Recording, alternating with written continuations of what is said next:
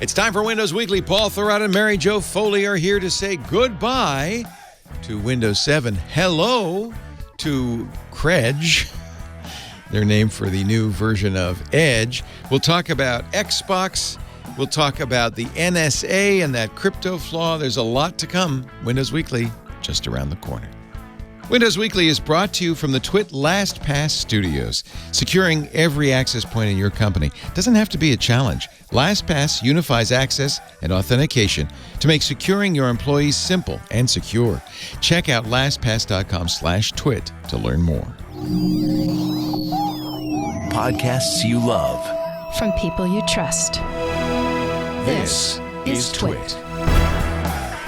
This is Windows Weekly with Paul Thurrott and Mary Jo Foley. Episode 655, recorded Wednesday, January 15th, 2020. There's a seeker born every minute. Windows Weekly is brought to you by Guru. How do you find the answer to customer questions? Who are your top 10 competitors? What's the Wi-Fi password? Was it hard to answer those questions? Guru thinks it should be easy to get the knowledge you need. They designed Guru to be your single source of truth. Try it free today at getguru.com/windows. And by CacheFly. Give your users the seamless online experience they want. Power your site or app with the CacheFly CDN and be 30% faster than the competition. Learn more at twit.cachefly.com. It's time for Windows Weekly, the show we cover the latest news from Microsoft. I'm back. Mary Jo Foley's here. Paul Thurrott is here. The whole gang is assembled. Thank you to Micah Sargent for filling in last week while I was at the show formerly known as the Consumer Gallivanting. Show. Gallivanting about hither and thither. We did 30, You're still alive. 38 segments. Oh.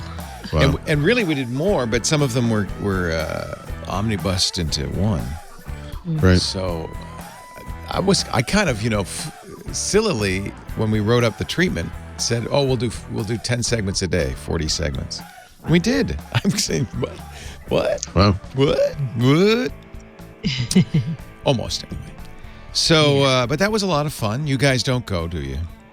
No. I do Happily. go, but not every year. Every Microsoft's 3 not years. But there were a lot of PCs. Dell showed its new XPS 13. Yeah, that's the one thing I would go for is the PCs. Yeah. HP had some great stuff. In fact, Mike said hi to say hi to you, Paul. Nice. Yeah, and Mary Jo. Nice. Mike Nash, yep. Mike Nash. Yeah, they showed us.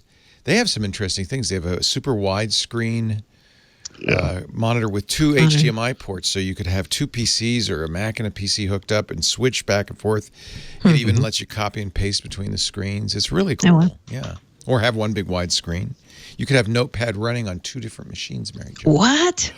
You're blowing my mind right now. God. And I saw the new X360s. They're very pretty. Yep.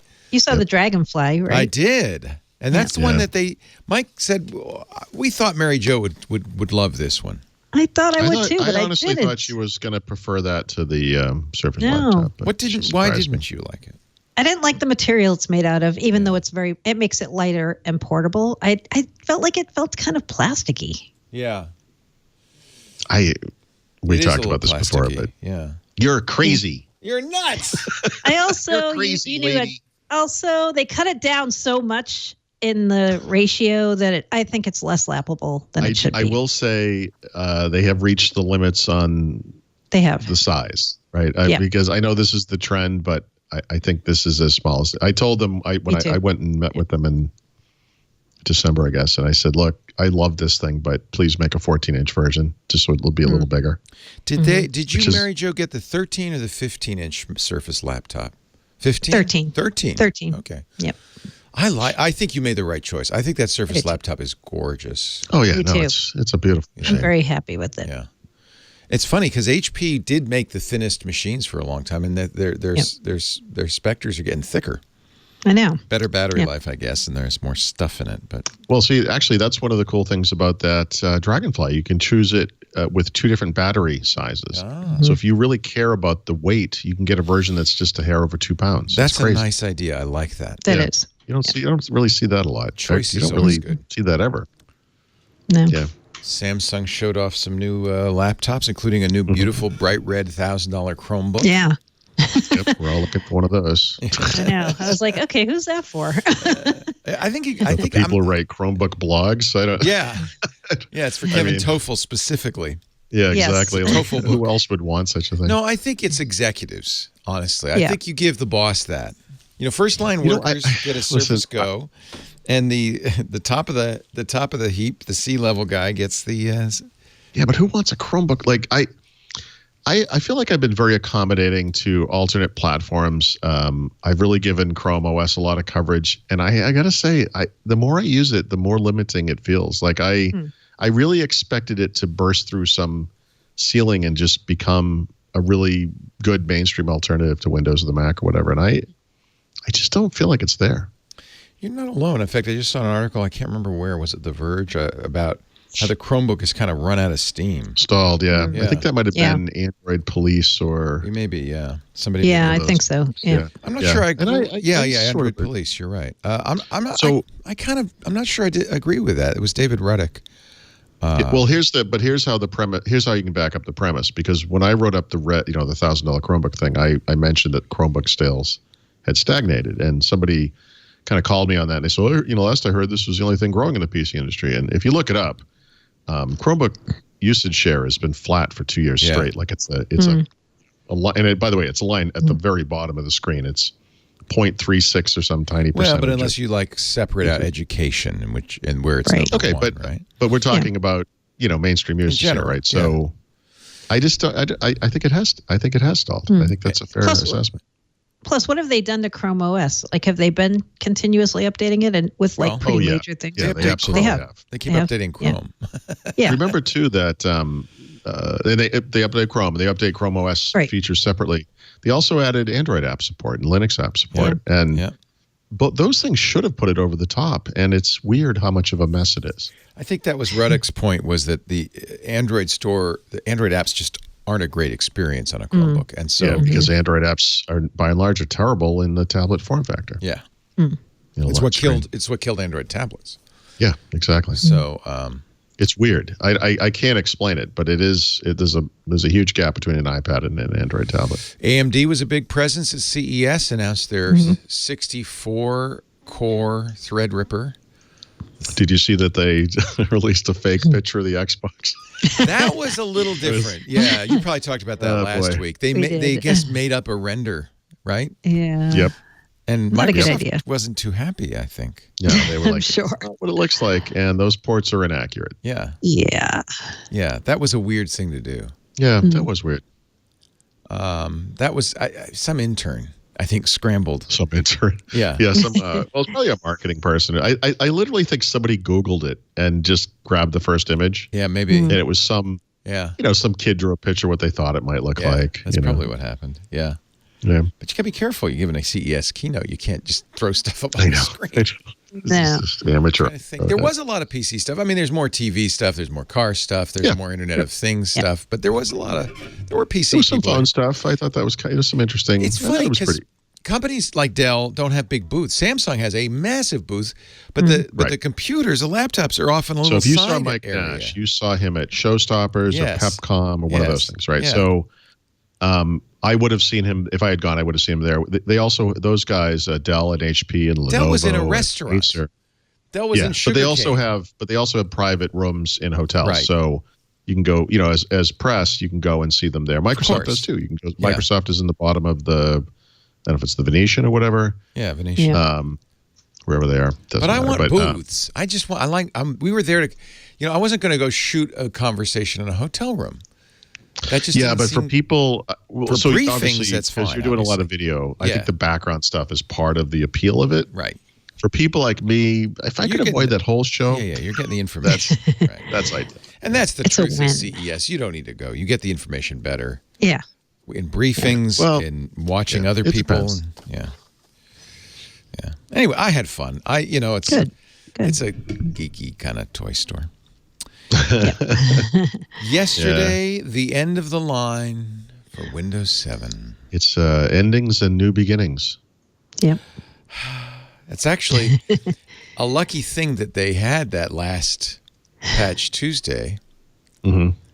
Oh, Why? but wait, they didn't fix the crypto bug Right, on Windows right. 7. Oh, wait. Well, what are they going to do? It's almost like they invented a 0 day just to prevent, to get people to upgrade, on day one or something. I hope that. So I know very little about this, but didn't Windows 7 not need that patch? All versions of Windows needed that patch. I saw Windows 10, Windows Server 2016, and 2019, and that was it. It was in Crypt32 DLL, which is in all versions of Windows. It's what's used to sign certificates, and the threat. Okay, one of the threats is that you could forge a certificate. So you could say, I just wrote Microsoft Word. Here, have a copy. And it could be signed. I need to forge a certificate for my app. Exactly. So this was an important patch. In fact, it was the NSA that discovered it. Yeah. I think they told Microsoft, I hope they told Microsoft months ago. Oh, yeah, of course. They're probably screwing around in that back door that everyone knows they have. And don't start that rumor again. I learned a new term called NOBUS. NOBUS. And this is a NOBUS, N-O-B-U-S. It's an acronym or a kind of not an acronym. It's a squishonym that the NSA uses for an exploit that's so hard to take advantage of that nobody but us can use it. And they don't tell people about NOBUS. Right. Michael Hayden, the former head of the NSA, said, look, if it's going to take 4 acres of supercomputers to take advantage of this exploit, we don't bother getting it fixed. It's good for us. Because we got 4 acres of supercomputers. Yeah, a few companies have that scale of So there's this doctrine of no-bus flaws. This was not a no-bus flaw. This is a kind of a serious issue, which is patched in 10, right? But well, I mean, if there's no excuse not to patch it in 7 if it is vulnerable, and also 8.1, right? They should be patching every. I'll have to look at the NSA bulletin, but I think that my memory is they said it would be in all versions of Windows, and because it's Crypt32 DLL, which I think all the crypto processes, including BitLocker and certificates, use. So when we started our day yesterday, knowing it was the last day, Windows 7 would get patches. When I heard there were a lot of rumors going around about NSA press conference and this and that, and I'm like, oh man. Are you kidding? Like, is there going to be something? Right? Is there going to be something where they say, okay, we're patching Windows 7 one last time, and this is why you need to upgrade, right? That was my guess of how, if that was what it was, they would have positioned it, right? So Brian Krebs said that what happened, it was revealed to Microsoft. Microsoft fixed it. They quietly shipped fixes to the military. And other high-value customers and targets that manage key internet infrastructure, and then that's what kept anybody from saying anything until January 14th when it was, Patch Tuesday yesterday when it was patched. Surprised Google did just reveal it 120 days ago like they usually do. Google has, by the way, settled on 90 days. They said it's going to be 90 days. Sorry. Yeah. So Crypt32 DLL was introduced into Windows 20 years ago in NT 4.0. XP is vulnerable. 7 is vulnerable. Wow. Well, according to Krebs. So surprised. It stands to reason they would patch it then, even though because Windows 7 is still going to be in use.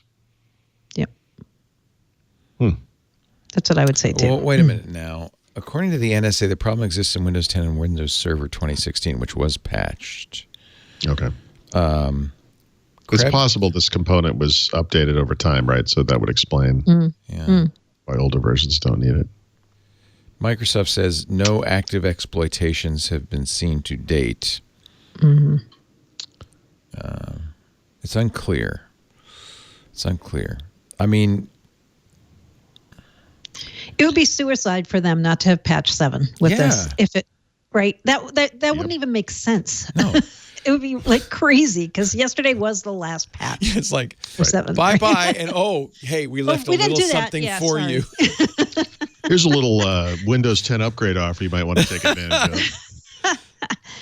No, and you know what? If they hadn't done that, and everybody knew this was the last day, don't you think there'd be this gigantic outcry? Well, we have to kind of describe it this way because it is the last day officially, but Microsoft patched XP a couple of times. They will, of course, do it. If this was some rampant internet attack, of course they would ship a patch. So that's why I'm keeping that Windows 7 thing going. I can't wait to see the next update.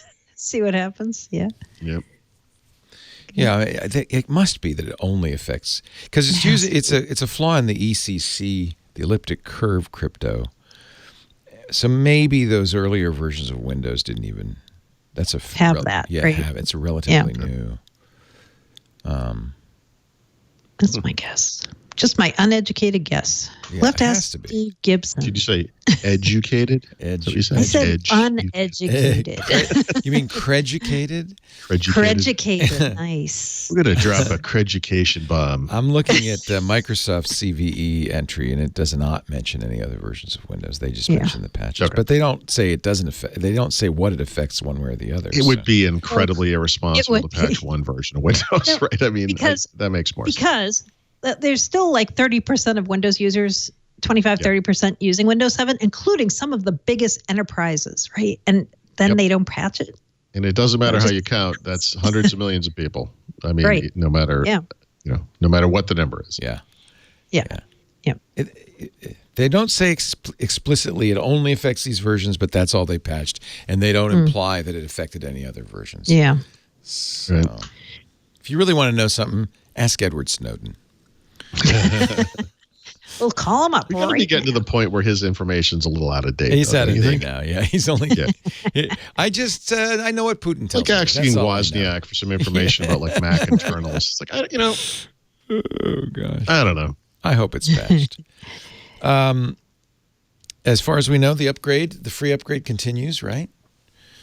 Yeah. Today is the silence. No one's talking about it. Free upgrade that everyone can use. Yeah. Today's the day that you'll see a big pop-up on your Windows 7 machine saying... Yep. I saw it this morning. Did you? Beautiful. You did? Yep. Yeah. Yep. So only on non-domain joined and machines in... actually, I could be... Are you sure about that? They told me that. They said it will not appear on domain joined machines or machines in kiosk mode. Kiosk mode, okay. I think it might appear on domain joined machines that aren't part of that extended service program. But where did I see that? They told me no, but yeah. Do you hear from anybody who says, I just love Windows 7, I'm not going to move to 10? Yeah, I'm one of those people, Leo. And I got to say... no. Well, you know who used to say that? Steve Gibson, and he even has bowed to the inevitable. He upgraded. Well, so for the past 2 or 3 weeks, I've been using Windows 7, and I love it. And I have to say, this is the last version of Windows that was created before any of the mobile nonsense, and it has a purity to it that I really appreciate. It reminds me of the Mac in some ways in that it's kind of a minimalist system and there's not a bunch of junk in your face, whatever. Yeah. I always said it was the best version of Windows they ever made. Yeah, the most popular, I would say, so far. But, it's irresponsible to think that you're going to run this thing over a period of time. And I understand wanting to. That I completely understand. Yeah. Windows 7 users have not been served by any meaningful feature updates ever, There was one service pack that came out in 2011 that didn't really have much in the way of features, and that was kind of the end of that. But let's face it, this NSA thing or whatever, there's going to be a zero day. There are hundreds of millions of people using this thing. It is absolutely going to be a target. And so you can do yourself a favor by using a modern browser that will help in some ways, using AV, obviously. But eventually... This thing is going to be exploited, and it's a ticking time bomb. It's unfortunate because it still feels very modern to me. There's also for enterprises some compliance concerns too. Like if you're running a browser that's no longer supported, like say you're not getting extended security updates, right? And somebody says, "Oh, you're going to supply something for us. What version of Windows are you using?" And you say 7. Yep. It's like That was the thing for people who were sticking with XP. That was when it finally, they really had to change. It was when the browsers stopped updating, right? When you're not, and that took 2 years, by the way. Which is kind of interesting. That was the kiss of death. So we'll see how long it lasts for 7. It's going to be based on usage. If the numbers remain high, and also what Chrome does. what Google does with Chrome. Because everybody's based on Chrome now, right? Well, okay, fair enough. Actually, that's true. Yeah. Well, Firefox, we should look at Firefox too. Yeah. Has Firefox it's a big user base. I don't know if Firefox I feel like said, they lasted the longest with XP. Google just said till July 2021 they will support. Well, it said at least Chrome until July 2020. Until least. Yeah, they could go. Last time around, like I said, with Windows XP, they went 2 years. Yep. And Microsoft won't say about Credge. It came out for Windows 7 today in final form, and they say yes, we're supporting it on Windows 7, but when you say how long, they say no comment. So right. Did they say what about Security Essentials? Because if you can get that, that still works. It does. That's interesting. So they're going to update But again, that. for how long? They're not saying. Right. And by the way, of course they're not saying, because they don't want to give any indication. Oh, you got all the time in the world. It will be supported for a year or 2 years or whatever. Right. Right. That's why they probably aren't being very explicit about this crypto problem on 7. They'd like to imply that you we've got some reader comment on that now. Brian in Pittsburgh said Windows 7 never apparently supported the ability to supply ECC parameters. Right, that would make sense. And that's why the implication is that's why it didn't need to be patched. Yeah. Krebs, on the other hand, says that's the thing. It's confusing to me. Brian says that this component's been part of Windows for 20 years, but you're right. If it's just the ECC thing, that's relative. I don't remember this, but in reading that security bulletin, but Microsoft usually is very explicit when they explain which versions are affected or not. Like they will say Windows 7 and Windows 8.x are not affected, therefore they don't need that. Like they usually say omitted that. Yeah. Which I find intriguing. Right. Yeah. I don't know. I'll go back again and say, if they did not patch this and it's vulnerable, enterprise companies are going to go after them. No, they have to. Yeah. Well, it might mean that they just don't know or don't have a fix yet because it's a different problem, and maybe that's something that comes down the road. But then you'd say that, right? No, because once you say that means people will start hackers. targeting those systems. Yeah. Fair. You've just admitted there's a problem that they can't fix yet. True. That's true. I don't see them saying it only affects Server 2016, Server 2019, right? And 10. Yep. And they are patching 1607 through 1909 of Windows 10. Yep. Let me look at the NSA's write-up, because it's a that's the model of clarity. Yeah. Okay. NSA says the vulnerability affects Windows 10 and Windows Server 2016-19, as well as applications that rely on Windows for trust functionality. So they are explicitly saying it's only those two things. So that's good news. That is good news. Yeah. We can count on that. Yeah. I think the NSA is not. They wouldn't. I wouldn't think they'd have. I don't think they would. Right. Wait. Isn't that pretty much exactly their job? maybe spies are honest, aren't they? I like Paul's idea, though. If it does affect 7 and there isn't a patch for it, like you try to detract bingo away from, right? Profit. But I'm going to go with it doesn't.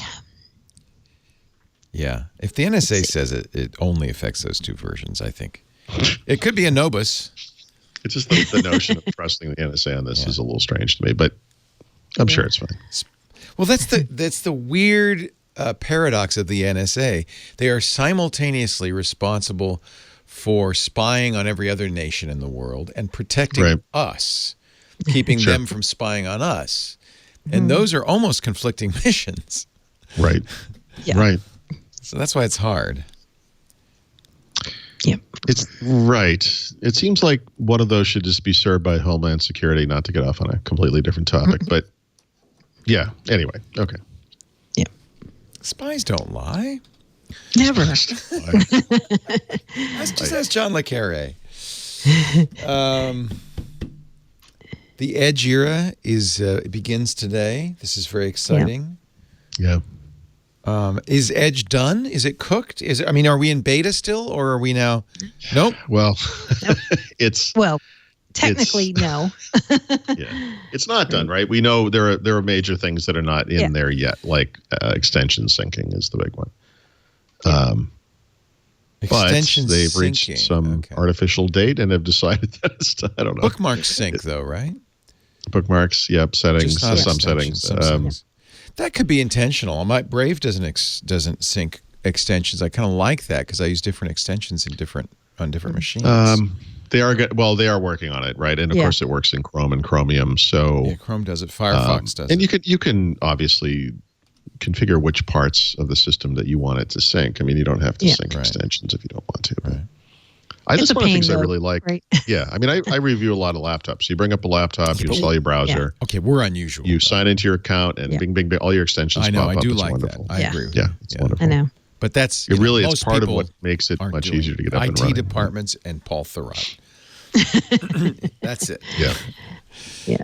Most people. But as of today, it's considered stable channel for all the platforms. So Windows 7, 8X, 10, and Mac OS, all of them. Wow. Does it get pushed out to all versions of Windows now?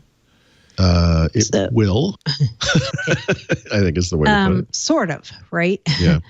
Right. So today it's for seekers. So if you want to go get it today, you have to go to Microsoft.com/edge and download it yourself. By the way, a little pet peeve, because I hate that term. Microsoft has used the term seekers to describe people who go to Windows Update. Right. So when I hear seekers, I think, oh, you mean if I manually check Windows Update, I'm going to get this in Windows Update. No, you're not. You have to go to a website. So I don't like them using that term. Because I think the act of browsing the web and the act of checking for updates are two very, very different things. True. But anyway. That's fair. Okay. You have to go. That's a fair criticism. I didn't think of it at the time when they said it, but yeah. So today you have to be, I guess I would say an edge seeker, right? Oh boy. And go get it. It downloads really fast. I got it like in a few seconds. It was like, boom, there it is. And if you already are running the Canary dev or beta channel, it doesn't overwrite that. So you still have the beta or dev or Canary version alongside the final. By the way, I think that's the most important point, right, for people listening to this, because a lot of you folks are, I'm sure, like we are. And that's by design, of course. And that's how Chrome and Chromium works. I mean, you can install different channels side by side. It is on purpose. It's a little confusing because we only had these pre-release channels before. So I think a lot of people sort of thought, well, I'm running the beta, I should obviously get the final shipping version now. And no, you get it's another application. So when you sign in and sync, you're going to get all your stuff except for your extensions.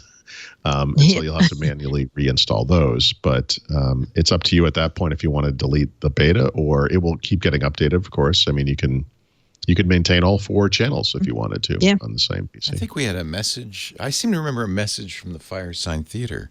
All right. I may be wrong. There's a seeker born every minute. There's a seeker born every We're all seekers in our own way, aren't we? Aren't we? We are. Seekers of knowledge, seekers of truth. Seekers of IPAs. Well, all right, let's not get crazy. Yeah. So then today's the seeker thing. Go out and get it, whether you're a business user, consumer, education. But then what's going to start happening in a few weeks is Microsoft's going to get ready to push it to Windows Update for people on Home and Pro only, I believe. So this is individuals, in other words, not or non-managed users. Non-managed users, as they call it, right? So they're starting out with an insider testing in the release preview ring. They're going to test it there first, then start delivering it via Windows Update to people who they think have the most optimal configurations to have it successfully implement, whatever that means, right? Oh, boy. I know, just like Windows. And then they'll extend that over time. So originally, when they talked about using Windows Update, they were a bit unclear, I have to say, about how and if business users would get it. And even today's statement in their blog post, it says, in addition to managed devices, Enterprise Education and Workstation Pro Edition devices will not be automatically updated at this time. Right. So I asked them, like, at this time. So at some time? And there was just no answer to that. So I think this is tied to, because you and I went back and forth earlier today about is this, how is this going to go? Because the language is a little vague. Wonky. There was a comment about how, and we knew this was coming, but some future version of Windows 10 will include this browser as the default. Yes. Right? Right. So you could make the argument that at this time refers to the fact that at some point, you as a business are going to upgrade to a version of Windows 10 where this is the browser. That's true. And it doesn't matter if you're on whatever, long-term or not. At some point that will happen. And that maybe that is the time. That could be. You're right. And I'm guessing it will not be 20H1/2004 because that's too soon, right, for that to happen. Yep. Yeah. I agree. So will they push? They just said. Will they push the old someday edge the off? Image will get it. They'll push it off your machine, and you'll have the Chromium version. So I don't know if that will ever happen. The way it's working today is they're actually just hiding it. And the rationale for that is, and this was always the issue with IE back in the day, is that it's an OS component as well. And in this case, store apps rely on it to render themselves in many cases. Yeah. And so even though there's a new version of Edge, they have to maintain that old version for app compatibility purposes. And so it's still there. And I have a tip later about how if you want to run them side by side as an individual, for some reason you might prefer the old version or you want both or whatever, you could enable that. But for most people, you won't know it's there. Right. Like the NSA. It's hidden, right? Like but it's NSA. In there. It's in there. Right. They even admit it's there. It's just they hide it so that it won't be as confusing to normal people. So when you get it, you see it as one edge. You don't see like, oh, there's this and there's that. But, they try to make it look cleaner for people, but they have to keep it there for now, at least. I'm not on. I'm actually. I am. This will be the last time I do this, but I am using Windows 7 today, so I can't check this. But I know in previous versions of Windows, you could go into Windows features and you could uninstall Internet Explorer, and it wouldn't. It would keep those back-end components, because again, Justice Department, antitrust, whatever. But I think that you can do the same in Windows 10, right? I think if you want to, you can uninstall the old Edge. I think. Maybe it's just Internet Explorer. Maybe I'm. Yeah, I don't know if you can because I was trying to uninstall that. Yeah, as on I my say that now, I'm not actually. PC. No, maybe it's just IE that you can remove. Yeah. Sorry. I think it's just IE. I think so. Okay. Yep. Sorry. But yeah, so that's what's going to happen. There's a blocker toolkit if you're on Home and Pro, and you're, say you have work machines on Home and Pro that may not be domain joined or managed for some reason. Your IT department or you as a administrator on your own PC can go get the blocker toolkit to block it if you don't want the new Edge. Yep. Why wouldn't eventually the old Edge will just be a bad memory? Yeah, I don't know. I know. Why wouldn't you? I agree. I guess if you haven't tested everything with it, right? No, there are always people who like that things, So I think it's hard to understand in this case in some ways, but there are certain browser features that are not available. I will say, as a PDF reader, the old Edge is way better than a new Edge. Well, that's something I run into all the time. For example, it doesn't have like the table of contents feature that you get in the old Edge isn't there, and some other stuff. But it's it's okay. I think there are like reading list integration. There's some of the tab management features. There are just certain features that may or may not ever show up in the new Edge, and if people are heavily using those features, they may just prefer them for whatever reason. Good reason to keep it. If you needs it. Don't get too used to it because it's going away. It's going away. It was an interesting point that they made in their blog post today, and I don't know if they've said this before, but I was kind of surprised by it. They said the new Edge is 2 times faster than the current Edge. Wow, 2 times. I know. I was like, where'd that number come from? That. That's amazing. Right? How much? How's the battery life? Blog post. Did they talk about? Yeah, how's the battery life? Right? Yeah. Because that was always the big selling point, right? Yeah. And they didn't. The old. I don't think they talked about compatibility though, which was, or maybe they didn't. I just glossed over that. But that for me was the main reason that they did the new Edge, was that developers weren't testing against the current Edge, and there were a lot of sites that didn't work right. from a battery life perspective, this might have an impact that's similar to the newer Intel processors, where they have to have that code inside to get rid of the vulnerabilities, where there's a bit of a hit, in that case on performance, in this case on battery life, because if it's, it's based on Chromium, I mean, I think there's only so much you can do from a battery life perspective. And I'm sure PC makers that were using browser-based benchmarks are going to start waving their hands and using a different metric at this point, because maybe, it probably isn't going to be as good. Yeah. Oh, another thing I wanted to mention, I love and this might just be a day. Hopefully, this is just a day one thing, but there are reports out there, people, because Microsoft said it's available in 90 languages. Some people who are getting it are getting it in the wrong language. There are reports that's starting on Twitter. So they go to the US English page, and they get Spanish. Right. So habla español, folks, because this is. Yeah, they know they're trying to fix that right now, so that's not an unknown issue. But yeah. At least it's one of the easier it's funny. This past week, I ran into a website that didn't work with the new Edge, but worked with the existing Edge. That was surprising. Thanks. I think it was like a New York City tourism site that my sister had sent me and asked me about something, and I loaded it in the new Edge, and I was like, why isn't the list of this stuff loading? And then I moved over, and I'm like, oh. You didn't try it in Chrome, I guess. I tried it in Chrome. It worked in Chrome. You did, and did it work there too?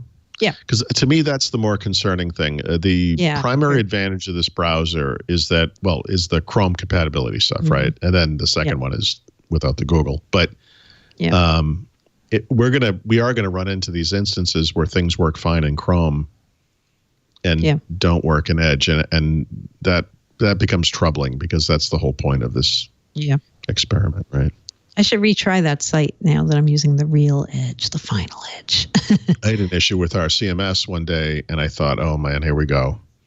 But I rebooted and it was fine. I don't know what happened, but it was working fine in Chrome and it wasn't working in Edge, and I don't know, whatever. But every time something like that happens, it's like, oh no. I know, you're wondering like, no, it works. Yeah. It works in the final of Chrome. I mean, in Edge, sorry. Credge. Yeah. It's a New York City Restaurant Week site. Very important, So sure. Well, now, if it were bars, I might be upset. Let's take a little break. We have Windows 10 news, Xbox, lots more to come. But our show today is brought to you by a fine sponsor, and I wanted to mention them because it's our sponsors that keep the show on the air. Guru. Do you know about Guru? GetGuru.com/Windows. Guru it's like a knowledge base would be a good way to describe it. If you have customer service reps, you want them all working on the same page, a single source of truth. Guru's perfect for that. It can help anybody on your team or in your company find the information they need to do their job. A lot of times it's hard to find. Maybe it's on paper, it's in notebooks, it's spread all over. There's one person who knows the answers. Guru makes it easy to get that knowledge into a knowledge base and have everybody have access to it as a single source of truth, exactly when they need it with their workflow. Shopify uses it in customer support, for instance. They know, people call up and they ask them questions. They put Guru, there's a Guru browser extension. They put it in the browser. It's, in fact, now used in 60% of all support interactions, whether it's customer service, sales, marketing, knowledge management, and more. Small companies, too. I mean, Shopify's huge, right? They probably have thousands of CSRs. Small companies use it, too. Boomi, Boomi. Paul was a Boomi sales enablement leader. He made a point to load a few of their RFP responses into Guru. And bingo, he realized it helped him answer an RFP faster because he would just take it from Guru and he could send it right out to sales engineers and reps. It brings up-to-date knowledge verified by your team's experts right into your workflow. It integrates not just with your browser, with Slack, with Salesforce, with Zendesk, Gmail, Intercom, whatever you're using, you can have Guru available at all times with the answer. Guru uses AI to make you and your team more productive. How does it do it? Well, for instance, it proactively suggests relevant information based on what you're working on. It sees your screen and says, I've got something you could use here, which helps create amazing customer experiences, helps you close deals, helps you make your customers happy. And most importantly, gives your team the confidence that they're using the most up-to-date information. We all have team members who make stuff up. Somebody asks a question, they go, yeah, it's, and Guru eliminates that. They don't have to make stuff up. They've got the information the facts at their fingertips. Prevent distractions, access and create knowledge without ever leaving your screen. Capture the knowledge of those individuals in your company who really have it up here. Get it out of the brain into Guru and make it available for everybody. If this intrigues you at all, I want you to visit getguru.com/windows. You can try it for free. Getguru, getguru.com/windows. You really have to see this in action. You got to try it to really understand what a difference this makes. Everybody has somebody in the company who makes up answers. That's what you want to stop. Right? You know that. You call customer service. Described our podcast. Yeah. We need Guru for Windows Weekly. No. You guys are great. But if we could extract that and put it in Guru, see? Getguru.com/windows. Watching someone at a bank I worked at many years ago do exactly that, and I'm just standing next to her looking at her like, what are you doing? Like, I couldn't, to a customer, because they don't want to say I don't know. I know. That's a huge human flaw. I remember standing in computer stores. So remember in those days you could actually go to a store and buy a computer? Yes. Mm-hmm. Yeah. And listening to guys, talking to customers saying the most you all had that experience, right? Yep. Oh, it's awful seeing that happen. Yeah.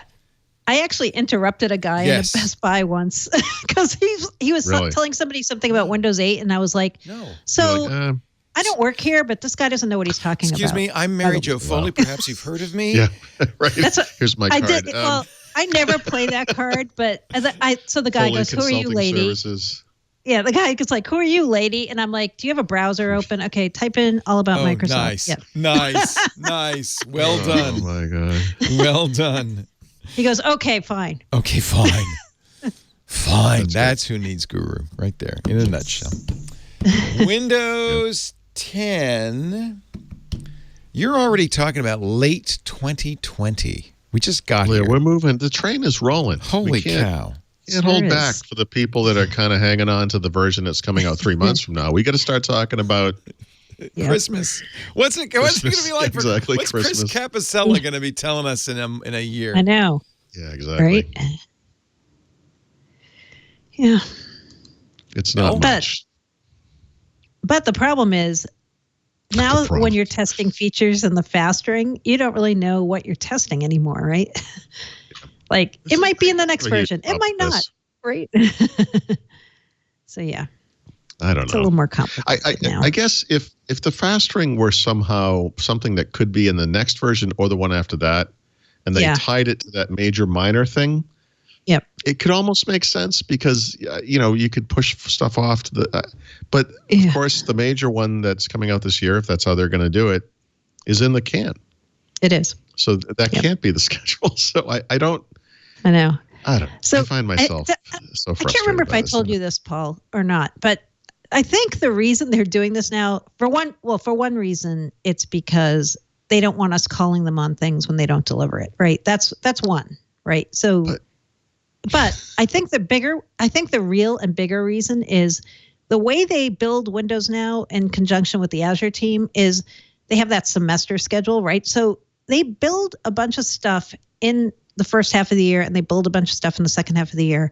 And they're not really sure when the Windows team will take that and put it in something commercially. That's my guess why they are doing this. But the issue I'm by the way, I'm sure you're right. I'm not disagreeing with you. I guess my issue with this is there are things that are kind of fundamental, a core to the underlying part of the operating system that should be part of that Azure schedule. Those things should also be pretty clear about what isn't going to happen. The stuff that's iffy is the surface level stuff. It's the UX stuff, and that's a completely different team. And it's right. We've had this conversation before. There's no reason they couldn't communicate features like, "Hey, look, we're working on this thing. It may or may not be in the next version. Let's see what happens." The problem is the problem isn't us calling or me or whoever calling them on something. It's that they've stood up on a stage and said, "We will do this in this version of Windows," and we're still waiting on sets, or and then this. I know it's not coming. I'm just saying that's why we call them on it. It's because they're so explicit about it. Yeah. Right. So I guess being vague, they think, okay, remember the old under promise, over deliver? I hate using that mantra because of where it came from, but it kind of but they didn't test anything. Back then you wouldn't get anything. These guys are putting out a build every week. Right. It's not that you can't do both. Yeah. Anyway, that's what they're doing. Yeah, they are doing it, right. Exactly. I would love to. They've talked about their methodology, right? About how they do the builds and what teams are doing what. Sort of. I'd love to see. I enjoy that you think there's a methodology. Come on. There has to be. I mean, obviously, there's engineering that's occurring.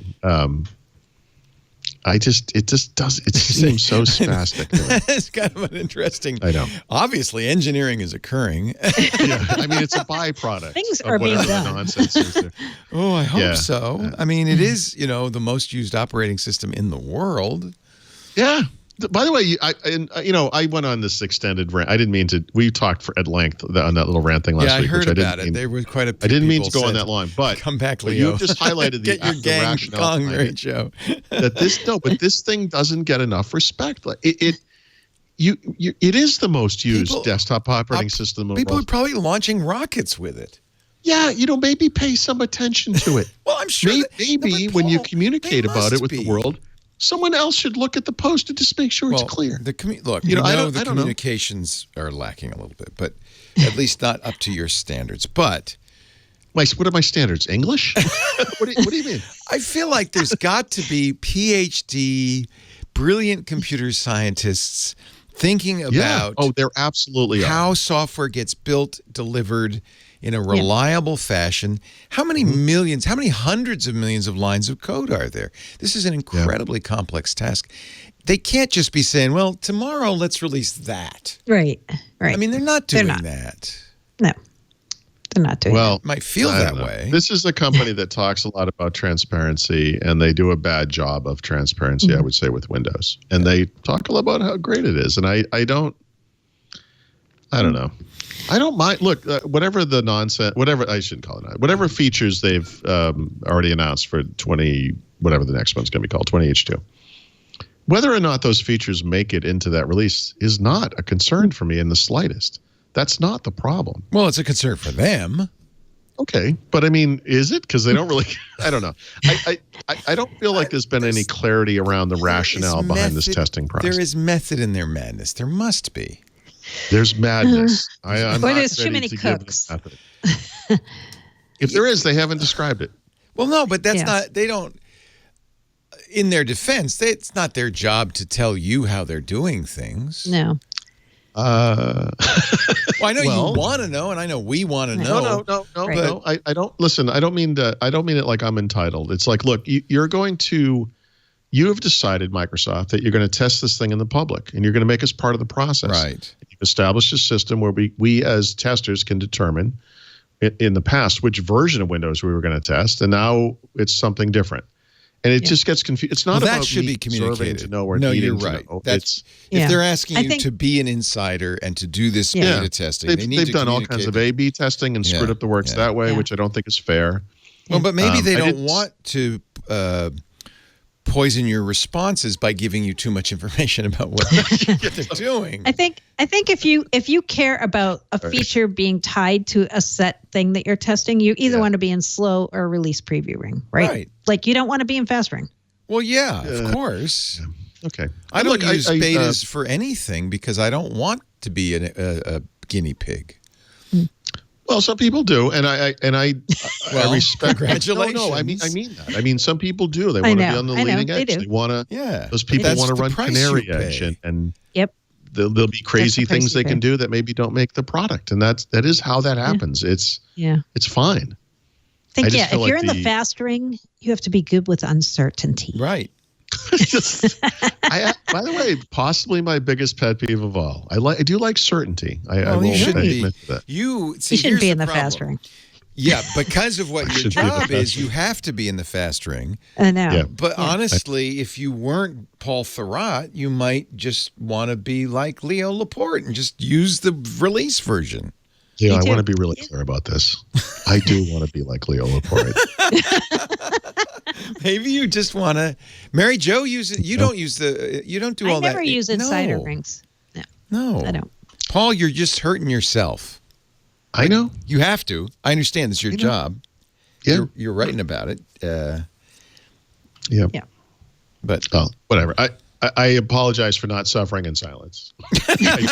No. We don't want you to suffer in silence. We want to hear those cries and moans. Every article is a cry for help. I'm hurting inside. It's my writing process. Mary Jo and I both rose to your defense in the on the Twit community, but I did call you a doer New Englander. You did. Oh. Yeah. I called you Eeyore. Okay, so words hurt, and well, I said very nice things about you, but you have to understand where Paul is like that Vermont guy. But here's But I think I know the thread you're referring to. So my response to this kind of thing, where like someone says I'm negative or I complain too much, whatever it is like, guys, I love this product and I want it to be as good as it can be. Mm-hmm. And if you think that not complaining when there are problems is somehow the better way to be, then we're going to have to part ways, because I always use the example of my child comes home and gets all D's on his report card. Still love the kid, right? But you know what? You got to do better than this. You gotta say, yeah. That it's not me. That's not me being negative. No, you got to withhold me having Microsoft's what I think allowance. is the proper response to a problem. Yeah. So that's my attitude about that kind of complaint. I think that's reasonable. Yeah. I do too. Of course, I think it's reasonable. Of course, I do. I said in the my thread, story, No, I said I'm in the incredibly thread reasonable. I said that what people don't get is you're complaining so much because you care so much. It's because I care less. It's just like the Sam Kinison thing in Back to School. It's like that guy really cares about what we'll never know. I just use Linux. I just say, "Oh, screw it. I'm going to use Linux today." I just feel like, they're not good at this and not good at that, and I want Windows to be good because I'm a Windows user. But you're way more vested. And I'm like shaking the bars on the window, and I can't understand why no one's listening. At least you don't. I could just go to the cloud if things get bad. Yes. You're sticking in there and hanging on with Windows to the cloud. And got to point out, this was a banner year for PC sales. Right. Things are going pretty good. Macintosh sales dropped. Macintosh sales dropped. PC sales were up the most they'd been in 8 years, 9 years? A lot. 8 years, yeah. So, I'm sorry. No, they're not up as much as they've been in 8 years. They have risen for the first time in 8 years. So. Oh, wow. There hadn't been any growth for 8 years. 8 years. Yeah, we had 7 straight years of falling PC sales. So, wow. I guess listen, we're grasping at straws here when we're looking for positive news in the PC market. But the last time, I got to look at the chart here, but the last time the PC market, why is this not loading, sold this number of PCs before the peak of the market was 2007. Actually, they sold more that year. So sometime between 2006. Volume or just growth? Volume. By volume. Wow. So what do you attribute that? Actually, Windows 7, end of life. Yeah, there's a couple but there's a couple of interesting things to this. So if you look at a chart of PC sales over time, the one thing you could put over it would be where different versions of Windows came out and where different versions of Windows expired, right? Because those two things have an impact on sales. They're not the only things. I mean, obviously, you could look at the iPhone. I think the iPhone is the big thing that triggered the downward fall. They moved to mobile. But it's very interesting that, Windows Vista, which is viewed as kind of a disaster, PC sales grew huge between 2006, 2007, 2008. Huge, right when that thing came out. When Windows 7 came out in 2009, that was the peak of the industry. 2010, 2011, and then 2012. Those are the 3 biggest years ever in the history of the PC. And it's been all downhill ever since. Windows 8, which arrived in the wake of the iPhone, et cetera, et cetera. If you look at the impact that Windows XP expiring in 2014 had on PC sales still fell, but only by a tiny amount. Previously and after that, they fell by a lot. So there was XP's impact. I think what we're seeing this year with the little bump, and it's a very little bump, but is the start of Windows 7's impact. That some portion of the industry that was using Windows 7 is buying a new PC. And that's where we're at. So this is this is the chart up till 2019. This is the last bar on this chart is 2018. It has been a very downhill. Yeah. I mean, drastically downhill market. Yeah, but if you look at 2016 through 2019, it's almost flat. Yeah. Right. Slowed down. But if you look 2006 through 2011, it was up every year. Yes, it was straight up. Well, and by the way, if you look at the market before that, it was always going up. Yeah. Pretty much, right? So what happened in 2011 that suddenly it just cratered? The iPhone. Interesting. And do you think tablets? And the iPad. iPad came out then? Yep. That's when Microsoft panics and says we got to put tablet into Windows. You got to remember, the iPhone was very limited when it first came out, and I don't just mean capabilities. I mean, it was only on AT&T. So one of the things you get between 2008 and 2011, 12, whatever, is the iPhone exploded across the world. Huge growth market, right? A lot of people at that point were saying, well, the things I used to do on the PC, I can do on this beautiful little tiny device now instead. And do you think now they're realizing it's not true, and that's why they're coming back to the market? I think what we're seeing is the natural size of the market for a device that's used solely for productivity. I think this has corrected because the artificial part of the growth before was the PC was the only part of the PC industry. Right. There was no choice. The only way we did this. Yes. And that's really changed. That has really changed. Yep. And people are realizing they don't need a computer. They need. But 260 million units a year is still pretty damn good. Oh yeah. Mm-hmm. Number 1 Lenovo, number 2 HP, then Dell, Mac, Apple, and Acer. Yes. So big year for Lenovo, Dell, and HP. I will say this, by the way. There have been quarters where PC sales have grown before this year. They came very close. Last year was 259 versus 261 million. And you remember, and I still 100% believe this, but Intel last year, remember they had a component shortage and PC makers couldn't ship as many PCs, I guess, as the market could have handled it. Again, I'm not 100% sure I believe it, but it's possible had that not happened that this growth would have happened last year too.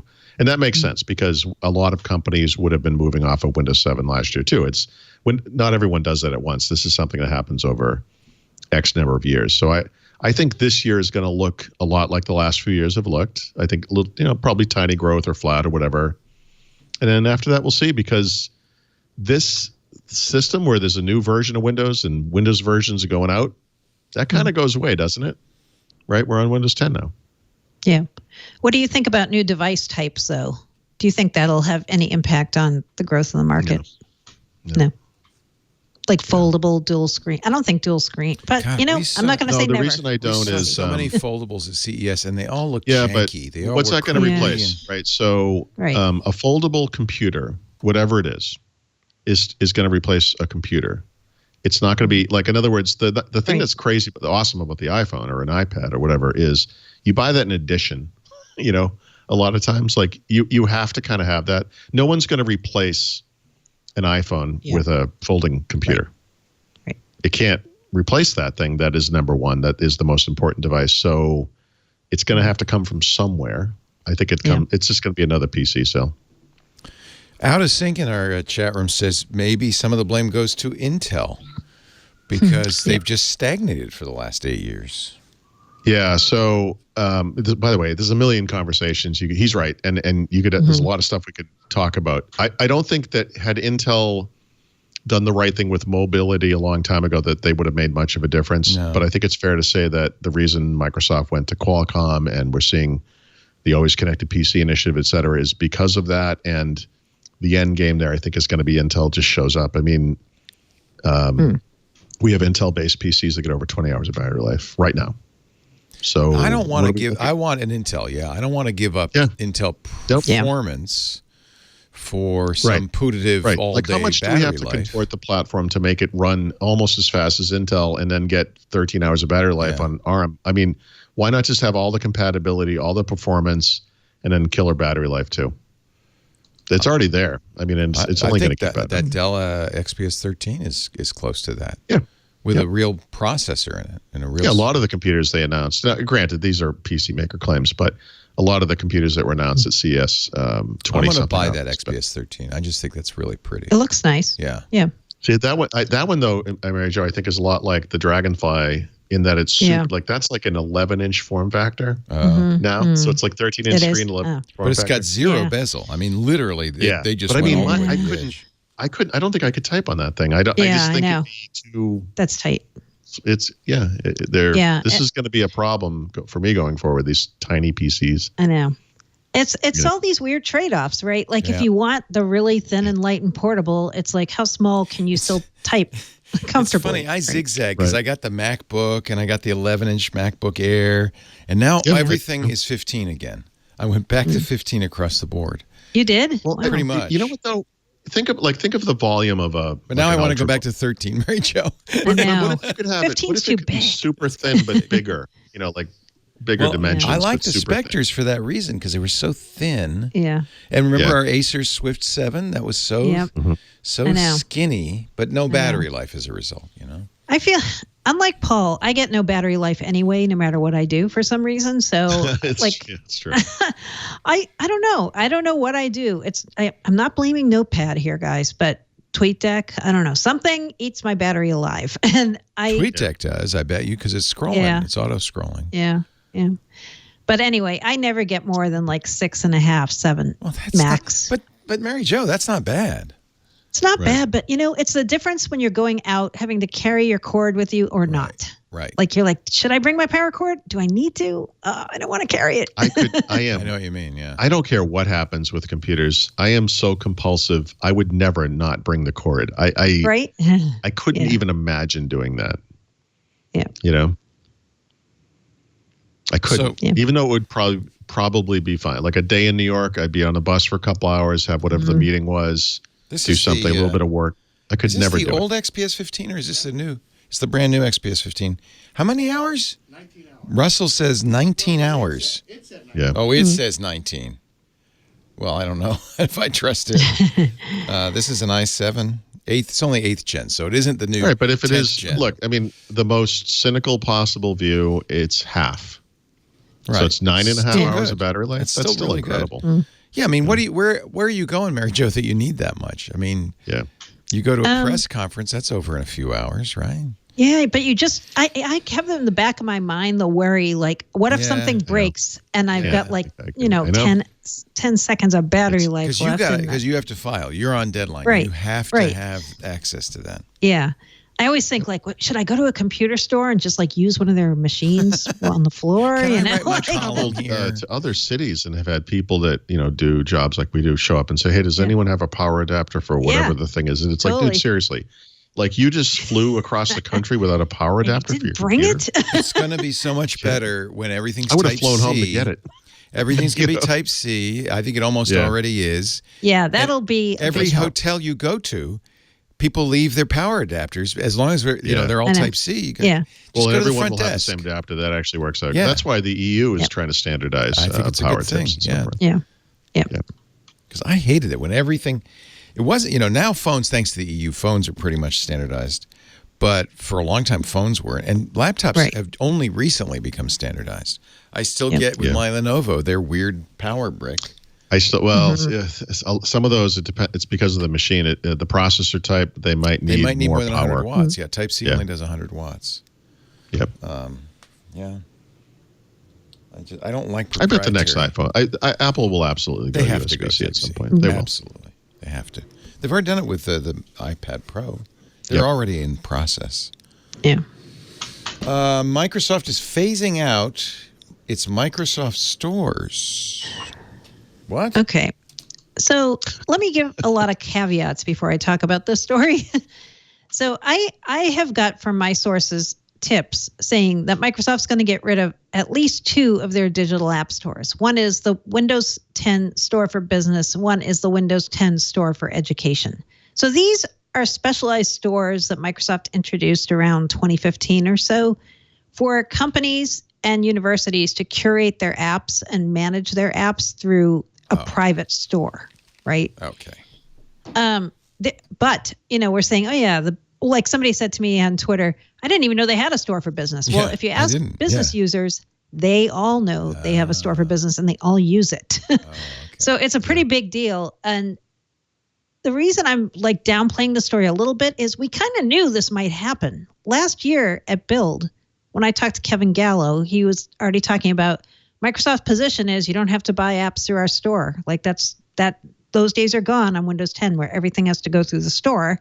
And we're working on ways that people will be able to get trusted, signed apps not going through the store. And he didn't have any more to say at that point. But it sounds like they have made a decision that one thing they're going to do is kill the store for business and store for education. I don't know about the regular client store that's built into Windows 10. I would guess that might go away too, but I don't know that for a fact. And I've had a lot of people question me on this, like, well, how come we don't know this? We're enterprises. We're a big Microsoft partner, blah, blah, blah. They haven't told anybody yet. That's why you don't know. But they know inside is what I hear. Mary Jo knows. I heard this from, and you know what? I wouldn't go out with this unless I felt really strongly that I had it solidly. So I'm not just like, I've had people say, show me your sources. I'm like, guys, do you know how this works? This is not how that works. Well, why would they do that? If people why would they get rid of it? Yeah, why get rid of it? They're trying to clean up their application story, right? So right now, here's their story, which is very messy. We have this store that's built into Windows 10, and we have a store for business and a store for education. All of these give you a way to get apps from third parties and Microsoft in a trusted manner. Yeah. But you know what? Now, going forward, we don't really care if you use our store or not. Like, we're going to have other ways you can get apps, like Office, for example, not in the store, right? Yeah, but they need I know a lot of people download apps from the web or whatever, right? But they need some store is curation. Something that says this curation. Is, pa-ching, this is known to be safe. They need a management and a trust type situation. That's what everybody's saying. Like, what are they going to use for us for trust, making sure we're getting trusted apps we can manage centrally, right? That's the part I don't know. I don't know what replaces this, and I don't know how much they know at this point what replaces it. And we do this too much maybe, but Build is obviously the logical time to reveal something like that, because I would think so. This is a concern for developers of apps. When's Build? Mid-May or mid to late May, I think. Okay. Yeah, May. Yep. Right. And so Microsoft's fiscal year ends June 30th, and that's the time I hear they have to make a decision and tell people by that point, because if right now, they're just letting people keep using the store and telling people, use the store. But if that's not going to be your strategy going forward, you have to have a date by which you tell customers, like, by the way, we're not doing that anymore, right? Like, stop using the store. But you need a plan. You need to tell them, okay, don't use the store, but use this. And that's the part we don't know yet, is what is this in the equation. Yeah. So I'd say don't panic. They've got to have something replacing it. The problem is we just don't know what it is yet. Hopefully they do, but So a couple of years ago, Apple introduced a walkie-talkie feature to the Apple Watch. And I was all excited about it for about 5 minutes. The Dick Tracy feature? Yeah. Then I used it for a while with my wife, and we found it so annoying, we've never used it since. You know what's even more annoying is when you're sitting somewhere and the guy next to you starts using it. Yeah, it's impolite. It's loud. Yeah. It's like those old Nextel phones. Joe, you got any 4-inch lug nuts in there? Yeah, exactly. Exactly. Why are we making calls like we're in World War II? Right. Over. Roger. What's your vector, Victor? So apparently, walkie-talkie is coming to Teams. Right. That's gotta be nice. This makes more sense than it sounds like, right? Right. So do you need an Apple Watch? No, if you're a first-line worker, somebody without a desk, you're on a shop floor, you're filling orders, or you're like at Burger King working in the front, do you have time to like go on your Teams thing to make a call? Hi, blah, blah, blah. No, you just want to push to talk, right? if you're talking to your colleague in the back room and you're using Teams to communicate back and forth over a short channel. That's who they're targeting with this thing. And I understand everybody who uses Teams is freaking out. They're like, oh, yeah, this is awesome. Can't wait till my colleagues start using this. Right? Leo, have you done the commercial in Windows Weekly yet? Yeah. So I think it's geared towards those people. And as I said to somebody on Twitter, hopefully there's a way to shut it off or to keep it from being usable. I'm sure you can say, I will not be walkie-talkied. Exactly. Yeah. A little circle with a walkie-talkie. But yeah, it's certain circumstances, I guess. But forgive me, we don't use Teams. You have it on the phone, so that would be where you would use it, right? Not on your desktop. No, you can open your laptop, run Teams. Yeah. No, on phones. On phones. Okay. Yeah. Push to talk on a phone. I noticed Slack does not have this feature. So this is, That's interesting. You need differentiators. See, and you thought it was just a Slack clone, guys. It's not. It's much more. They can innovate. So much more. Courage. Can't innovate my... courage. Yeah, they announced it this week because it's the big NRF show in New York this week, National Retail Federation. So this is where they show off all their like e-commerce and retail products and services. And this is where they talk about first-line worker features in things like Outlook and Teams. Right. That's why it happened this week. For certain groups, this would obviously be useful. Yeah. Right. Not for us, hopefully. Hopefully it can be shut off. Yes. Now, we all saw the news story a couple of days ago about Microsoft now joining the elite group of tech companies that are using humans to listen in on your voice calls. Well, everyone's doing it, Leo. Everyone. Started with Google, then Apple, then Amazon. And eventually all of those three anyway, gave you ways to say, no, I don't want to be monitored or delete all these recordings. So now we just found out that Skype has been doing that too. Yeah. I mean, this was a big news story last year with some other companies, and it was an issue apparently at Microsoft as well. I suspect what happened was when all that public publicizing of this occurred, Microsoft was like, we're not doing that, are we? Oh, we are? Oh, crap. Yeah. So they don't do that anymore. Okay. But yeah, it was really egregious because they were just like letting people go home with the recordings. People in China too, which is like, yikes. Yeah. But that's how, I wasn't surprised when these first spate of stories came out because I understood that's how you get it better is. Yeah, but even Apple was doing it. Apple actually suspended this program for a little while so they could figure out a way to to do it in a more secure, private fashion. But they all give you. Apple now gives you the option to say no. Mm-hmm. No. Mm-hmm. Is that what Microsoft's going to do with Skype, or what? Or how is this going to be changed? They have not commented on this. Okay. To my knowledge, they did this with Cortana. Sorry, that's not true. Actually, they did comment on it. But they didn't. They have. I don't believe they addressed that. Let me look at it. I don't believe they addressed that part of it. Everybody needs to understand if you have a voice assistant, the only way the voice assistant can get better is if somebody looks at what it heard and what it did and trains it a little bit. So this is what you'd expect. So they don't have an explicit response to whether or not they're going to give customers a switch or whatever, but they do say we'll continue to take steps to give customer greater transparency and control over how we manage the data. So I think a lot suggests they're moving in that direction. It's happening. It started with GDPR, and now because of the new California Consumer Privacy Act, which just went into effect This should just be GDPR everywhere, because God knows the web browser stuff is awesome. Yeah. Well, the cookie thing is so stupid. It's just terrible. That did not work. I feel like that is. How many millions of hours are lost? It's only a few seconds each time, but it happens every time. No, but you have to keep telling the same site again and again. You're not supposed to have to do that. Oh, yeah, it's crazy. Because they didn't set the cookie. Right, they just exit out, right? Yeah. That's why we have cookies, kids. Although apparently we're going to lose cookies soon. Google says no more third-party cookies. Third-party cookies. They're going to dump third-party cookies in Chrome, which is great news.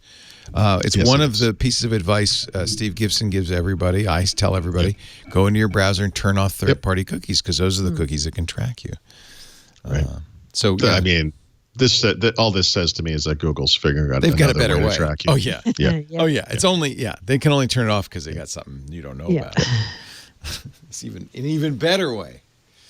It's hard not to be cynical. I hadn't heard this story, but I'm gonna assume that it's a big one. Why didn't Microsoft bid more to get Bing in European search? This is the search ballot you're talking about? Yeah. So obviously Google was found guilty of abusing antitrust law in the EU, right? And so with regards to the web browser and the search functionality in Android in the EU, they're going to provide these screens like we did in Windows 10, 15 years ago, whatever that was. The browser ballot. Give users a choice.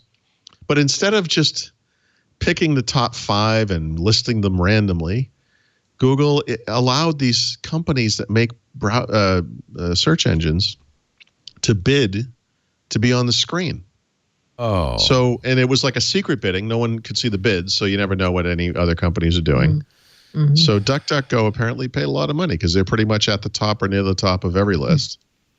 And Bing only came out ahead in the UK, I think solely because of Tom Warren. But but this suggests, because of the system, which by the way, I think violates the point of the, the point of the EU thing was, this needs to be fair. And so what they did was made it into a paid contest. But it suggests that Microsoft either didn't bid almost at all or bid very low amounts in most places, because they came in dead last everywhere except for the UK, where they came in first. Can I make a guess on why they might not have? Because the browser ballot failed and didn't work at all when they were using it before in the EU, the browser choice ballot. So they don't know. So maybe they're like, this didn't work for us before, so why should we waste money buying it now? I mean, so, right, the net result here, I would guess, is going to be that most people that use Android are probably just going to choose Google search. Right. Even if they choose a non-Google browser, like I do use the new Edge. I recommend it. I actually do use Google search. Me too. Same. But regardless of my opinions or whatever, I mean, I could picture most people, I would imagine most people using Android are going to choose Chrome and Google search. Yeah. By the way, in the new Edge, it's kind of hard to find the browser. Oh, yes, it is. That's a good tip, right? By the way. It is very hard to find. And that's on purpose. That's on purpose. It took me like a couple times, of several minutes. I'm like, where is that again? Where you can. So the only reason I remember this is because I install Windows on bring up Windows new on so many different computers because I've repeated it so many times. Yeah. But it is very well hidden. So maybe people don't know why this is so important to companies. We have a little hint of this in the story from last year that Google paid Apple $12 billion to be the default search in Safari. You can still change it, but the what tyranny of the default is whatever's the default most people will use, and it's worth that much money. Mozilla is free because they make so much money in Google referral fees, and I'm sure Bing pays them too. Because if you use that search engine, you're going to see ads on that search engine, and they make money and they pass it along. And it's a lot. By the way, to Mary Jo's point, if you do want to change the Edge search, we should tell people how to do that. Settings, privacy and services. You scroll all the way to the bottom, and there's a really obvious choice called address bar. Yep. And when you click on that, then you can change the search. Oh, interesting. Wow. It takes you to a whole different screen, like it's not even on the screen, right? Yep. Wow. Oh yeah, no, it's very purposefully. But that's why they don't want you to change. They make money on you using Bing. Yep. They don't want you to not use Bing. Yeah. It's not like out of pride because we love Bing, and they make money on it. Oh, by the way, breaking news: Mozilla lays off 70. Yikes! Oh boy, that's not good. That's because you keep using Bing, folks. That's it. That's why. Stop everybody. That's a surprise. Blame it on courage. I saw numbers at one point. It was hundreds of millions of dollars that Mozilla made every year from Google. Yeah. But well, that's probably more a testament to how successful Chrome has become, right? Yeah. Right? Yep. I like Firefox. I think it's a great browser, but I would use Firefox, except they're the one major browser that doesn't let you pin apps to the taskbar. Like they still don't do that, it's. I wish they would figure that out. Well, they fired the guy that was going to do that. So exactly. Yeah. Exactly. No, I don't know. That's over now. You want to do a little Xbox, Paul, and then that way Mary Jo can get a beer and. No, we don't really have too much here, but the big thing is that. People who watch or listen to the show probably remember the controversy around Microsoft's evolving strategy with Xbox and the fact that they don't have a device-specific exclusive. In other words, if you buy like an Xbox One X, there are no games that only work on that one console, or there are no games from Microsoft that only work. Well, actually there were, but there were no new games from Microsoft or Microsoft Studios that only worked on Xbox One consoles, right? Their theory is that we have an Xbox platform. It runs on multiple device types. You should be able to get those things on the PC. And then as this evolves into a service, you should be able to get it on any device you want to play this on, whether it's through Xbox Game Pass today, which is console and PC, or xCloud, which is, multi-device in the future. A lot of people in the gaming, maybe not in the industry, but people who are gamers, gaming enthusiasts or whatever, have a real problem with this for some reason, and I don't quite understand it. So, the Sony PlayStation 5 is going to launch with exclusives. There are going to be games that you have to buy that particular console to play them. And Microsoft has said, we're not doing that. And, if you want to write a really terrible headline and make Microsoft look bad, you could write one that says something to the tune of Microsoft will have no exclusives for their new console when it launches this year now, which is not really accurate. The point of, I think that Microsoft's strategy is gamer-centric and gamer-friendly and is the right thing to do within the concept of we're going to have exclusives. Like there are games like Halo that we're not going to port to the PlayStation because that's the way this, industry works, unfortunately. But, going forward, you buy a new Halo game, you should be able to play it on anything. It should be on the console. It should be on the PC. It should be on xCloud, meaning you can play it wherever you want, on your TV, on your phone, whatever. So I choose to see this one glass half full. See, I can be positive. Look at you. It happens. Yeah. It happens. Speaking of glass half full, I will also point out that I think Eric Sweeney is a nut job. Yeah. But Tim Sweeney. Tim Sweeney, I'm sorry. Yep, yeah. Tim Sweeney. I dislike him so much I don't even care what his real name is. He's a weirdo, but he has. But he's a very wealthy weirdo. He is a very wealthy. He's also actually quietly giving back a lot to the area of the country he lives in, which is, I think, North Carolina. But anyway, he's a little bit of a crank. But if you're a PC gamer, you really need to be looking at the Epic Game Store. It's incredible. And I don't. You know what? That's funny because of course, Fortnite. But I put Untitled Goose Game was also Epic. Yep. And so I had to put and I get pop-ups all the time pushing games from this Epic Game Store. Oh, like Steam. So they're spamming you from other places. Yeah, okay. Like Steam, it starts up when you start up your computer. And most gamers will have Steam and Epic and maybe some other stuff running, like the good old games loader. And I actually don't like that. I just want to play one game. I don't want to have to keep a background process going all the time. Okay, that's fair. I think the thing that they've done, well, the reason I think people should leave. Sorry, it works. Your story is they have 108 million customers.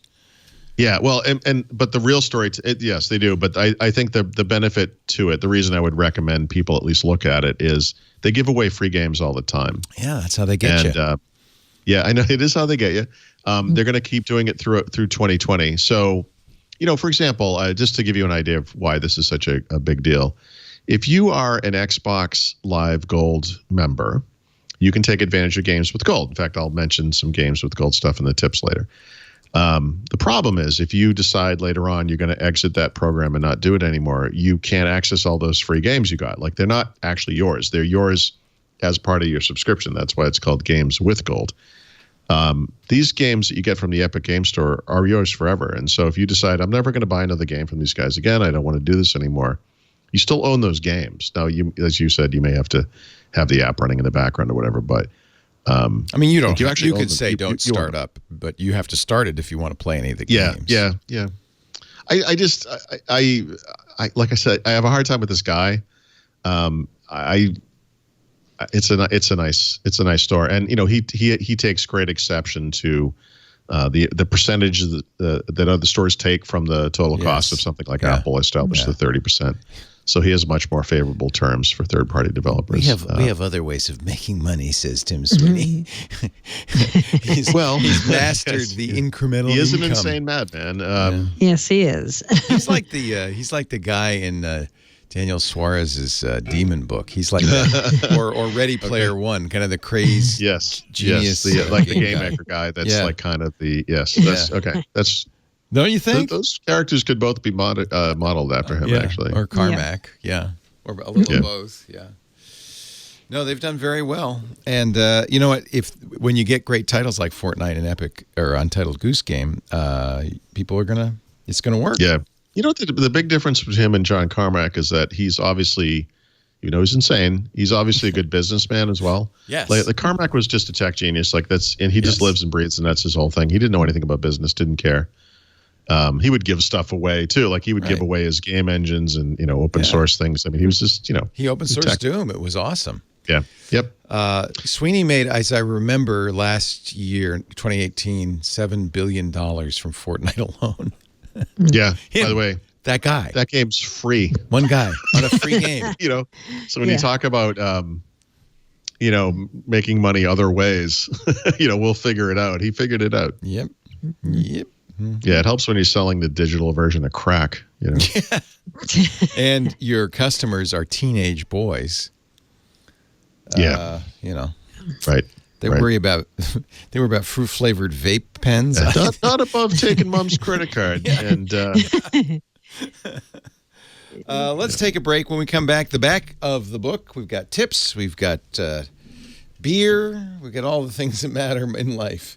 An app pick, an enterprise pick, even a code name. A good code name this week. I like it. Yeah.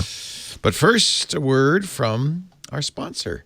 This portion of Windows Weekly is brought to you quite literally by CacheFly. In fact, all our shows are brought to you by CacheFly. CacheFly is our CDN, our content delivery network.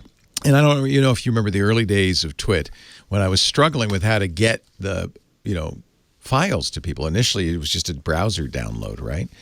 But, once you cross a certain number of downloads, that starts to really become untenable. Then I started using BitTorrent. We were begging people, would you please seed the show so that everybody can get it? Which was nice. It's a nice community. But I was thrilled when Matt Levine came along. He's the founder of CacheFly and said, Leo, we got a CDN. Can we help? And I've been using CacheFly ever since. That's almost, 14 years, 13 years, a long, long time. We literally deliver petabytes of podcasts every single month with never a hiccup. In fact, you probably don't notice it, right? But that's actually a good thing, right? The podcast appears on your device and it's just there. But every once in a while somebody say, wow, I compare how fast I get your podcast to other ones. It's so much faster. That's because of CacheFly. CacheFly has servers all over the world. A CDN works by putting you download the file from the server that's closest to you. So when we put the file up on CacheFly, CacheFly propagates it to all the servers, and then you get it from the ones closest to you. That's one of the reasons they're so fast. It's also one of the reasons they have a 100% SLA. Not 5 9 6 9s. It's 100%. That means you're going to get the best experience for all of your customers if you deliver podcasts, data of any kind, apps. CacheFly is the way to go. 10 times faster than traditional delivery methods. We learned that right away. But it's even 30 times faster than other CDNs. They really run it right. And Microsoft uses CacheFly. LG uses CacheFly. Adobe uses CacheFly. Ars Technica. And, of course, we've been using it forever. Say goodbye to checking every few days to see if you've gone over your limit. CacheFly does a very smart thing. In fact, they could do this for you. They did it for us, where they look at yearly usage, because we're very spiky. In fact, pretty much always with CDNs, that it's like you spike up and then it's quiet for a while and you spike up again. You don't want a CDN that's going to bill you for those spikes. You want to build across the entire year, so you don't ever have to worry about using too much bandwidth or going over any limits. That's how CacheFly works, and that's why people save up to 20% on other CDNs when they go to CacheFly. You can find out if you are overpaying by going to twit.cashfly.com. They'll give away a no-pressure complimentary analysis of your existing CDN bill and of your usage trends and see if they can help. Trust me, they made such a difference for us. This is worth your time. Twit.cashfly.com. They're great people, too. Twit.cashfly.com. Thank you, Cashfly, for delivering all of our great content in a timely fashion. No 3 a.m. phone calls. The CDN's down. It's always up. The roads must roll. The podcasts must flow. And Cashfly gets it done for us. Thank you, Cashfly. Now it's time for a tip of the week with Mr. Paul Thurrott. Yeah, this one's going to be a little hard to describe. But for those who would like to continue running the legacy version of Edge with the new version, Microsoft has provided businesses with a group policy they can implement. But as many people probably know, those things they all basically make changes to the registry. So if you're running like a home version of Windows 10, or you just want to, you can use a registry script or manually make changes to the registry to achieve the same thing. So Microsoft has actually documented this. There's a registry key that is HKey local machine /software/policies /Microsoft. Easy peasy. /Edge update, yes. You need a value called allow SXS, which is side by side, SXS. And magic. It's a D word. Magic. Yeah. It's a D word. It's a reg D word. Yeah. Anyway, this will be in the show notes. The link to what that is. It's a reg the other thing D you can search for is the Microsoft Edge update policies. Is the page on docs.microsoft.com that describes this. It's not. There's no one listening to this that could possibly just duplicate what I did. But type that carefully, kids. You don't want to get it wrong. So that it will unhide Edge. So yeah, that's good. If you want to do that. Okay. More obviously, I just mentioned Xbox Games with Gold. At the first show of the year, we talked about some of the games that were coming in the beginning of the month. Now that it's the 15th, the other 2 games are available, and these are the good ones this month. So Batman, the Telltale series, which is pretty great, and Lego Star Wars 2, which I understand is pretty great. I've never actually played that one, are both available if you are in that program. It's not as bloody as Call of Duty, but it's... We're never going to see that. So Mike, that would be the greatest day of my life. Are you getting Mike all into this Windows thing now? He was here last week filling in for me. Is he like all into this in his Elvis? He's only here for the cocktails. He's polite about the Windows stuff. Man, I think, some of this game, I want to see him get an Xbox. Yeah. He likes Elvis. He likes his Elvis is a lot. beautiful. Yep. That's his Surface laptop with the blue suede Alcantara. Mm-hmm. Yeah, it is actually quite beautiful. Yeah, that's a nice machine. Yeah. All right, there's your tip of the week. You got an application of the week, Mr. T?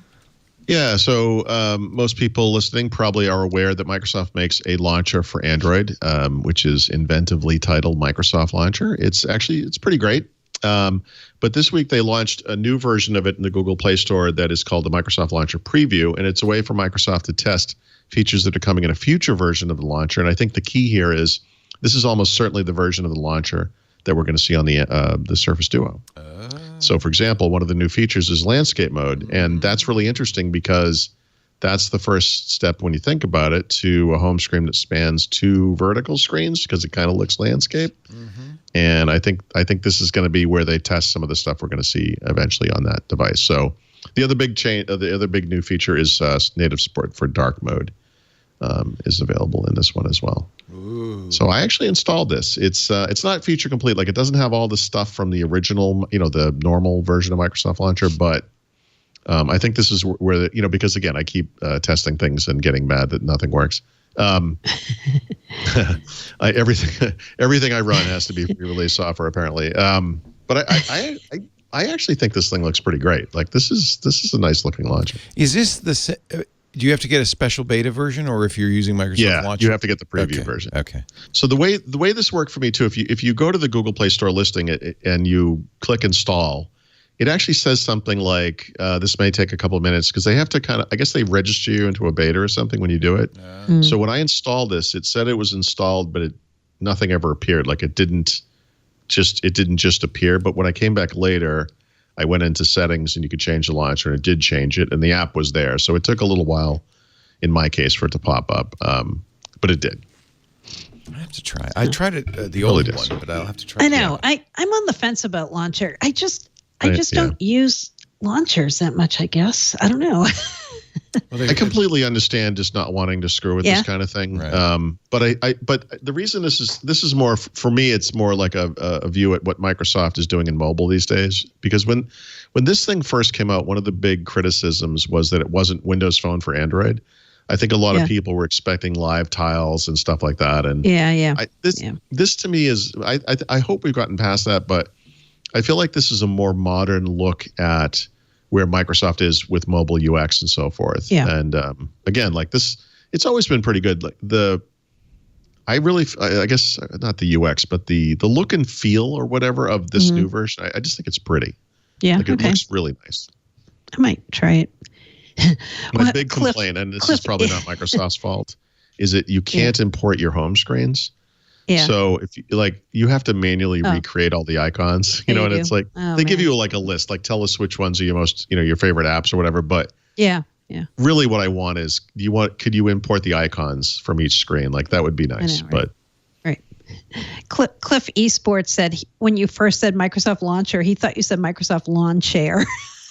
Actually, Microsoft Lawn Chair. Ironically, there is an Android launcher called Lawn Chair. It's very popular. Really? Yeah. Interesting. Funny. I'm not recommending that one, although it's probably pretty good.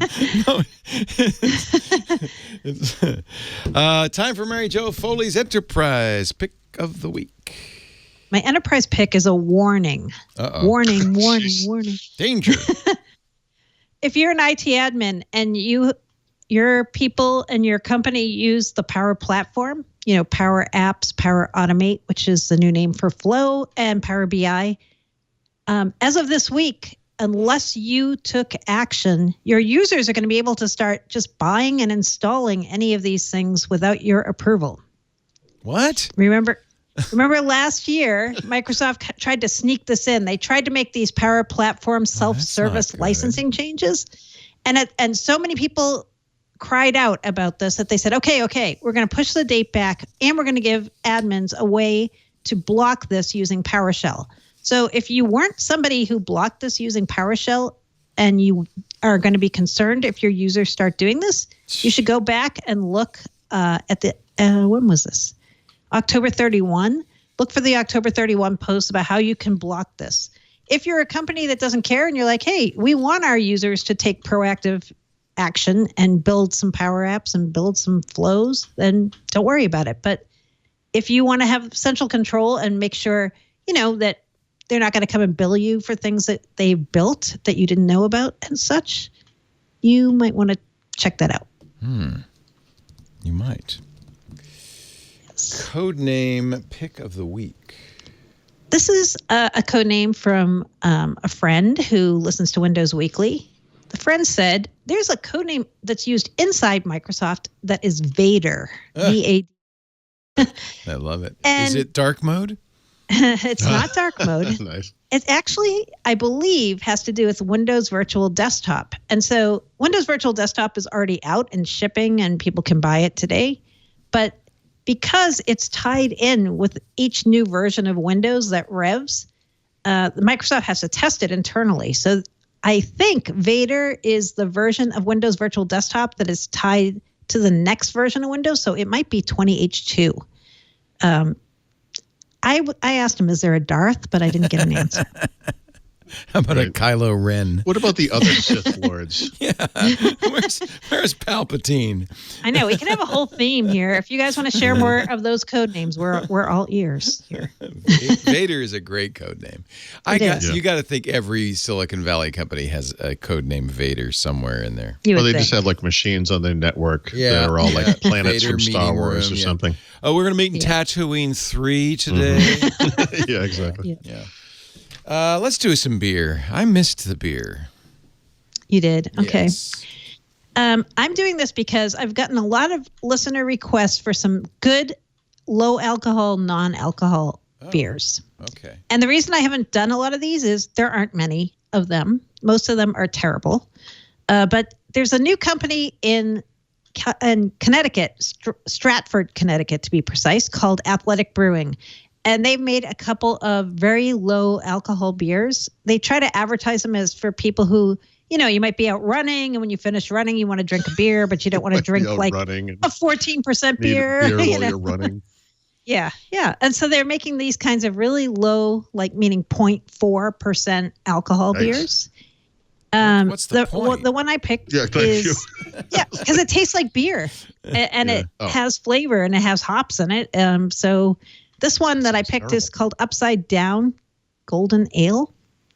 It's available in cans in New York. I've seen it all around, and I haven't yet tried it. I bought a can, but I haven't tried it yet. People who have tried it say, wow, this actually tastes like beer and not water. It's actually drinkable and good and worth drinking. So they make another one. I think it's an IPA, but I expect they're going to make a lot of different styles. So watch for Athletic Brewing. Huh. And if you want to try the golden ale, it's called Upside Down. Huh. I need this in scotch and wine. Yeah. Lagunitas has some good low-carb beers. Yeah. I don't know if that also means low alcohol. Probably related. I think they tend to be, right? Yeah. There's a three carb beer that's something like this Upside Down. It's called Daytime or something like that. Yeah. I guess I always have it for lunch. Right. Something light that you aren't like wrecked after one. Yeah. Well, that's it for this edition of Windows Weekly. Paul Thurrott and Mary Jo Foley.